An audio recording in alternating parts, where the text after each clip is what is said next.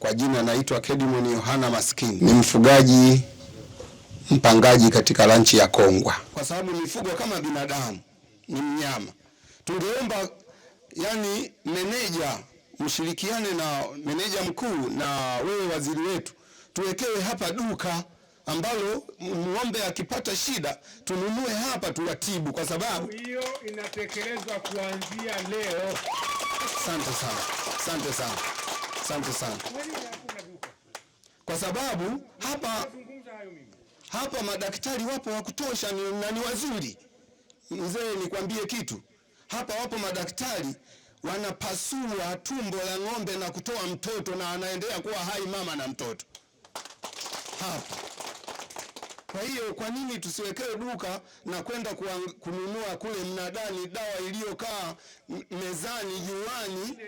Ni fake. Kwa hiyo hilo nalo tunashukuru kwa sababu umelisema, umeshalisema. Mambo ya haraka haraka ambayo nikitoka hapa tuanze kuyachakata ni la dawa. Duka la dawa hapa. Maka nilikuwa namuuliza, wewe una ng'ombe 8,000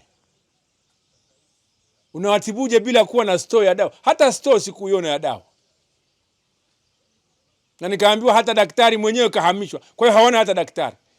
Huku wanasema sisi madaktari tunao mpaka wa kupasua. Shida yetu dawa.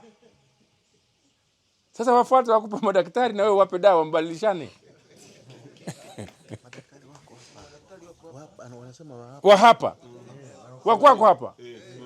Sasa wewe na duka pia. Tunalo tatizo pia la utapeli kwenye dawa. Dawa zingine zinakuwa hafifu. Zingine zimeshakuwa sugu. Eneo pekee unaloweza kujenga imani kwamba dawa ninayoipata ni bora ni hapa. Wasiliana na mkurugenzi wa TVLA, yuko wizarani. Wasiliana na DVS, yuko wizarani. Na yote ni wizara hii moja, na wizara moja hiyo waziri wenu ni huyu moja, na aliyemteua waziri wenu ni rais huyu. Halafu tunashindwa kufanya kazi kama timu moja. Kwa nini? Watu wa chanjo wako kwenye ofisi yangu. Chanjo zinatoka ofisini kwangu. Mkuu wa madaktari wote wa mifugo yuko kwangu. Anayedhibiti dawa za mifugo nchi nzima yuko ofisini kwangu. Lakini ranch za taifa, kampuni yake ambayo nayo yuko ofisini kwangu, haina dawa hizo. Naelekeza kwa mara ya mwisho, jambo hili nimelisema.